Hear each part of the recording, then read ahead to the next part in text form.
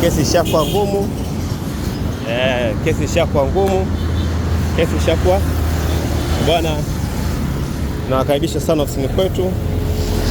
Ofisini kwetu kama kawaida, na bado nawauzia kokote ulipo, na ni kwa uaminifu kabisa.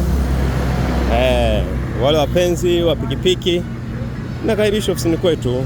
Sio mbaya ukafika ofisini ukapiga simu au la ukaomba kitu fulani. Ni sehemu pekee Dar es Salaam Mbagala Kipati ambako ushindi ni upataji wa chombo bora na imara. Ushindi ni upataji wa chombo bora na imara. Dar es Salaam Mbagala Kipati ambako unajipatia used pikipiki kwa bei nafuu na che kabisa. Namba ni 10784967677.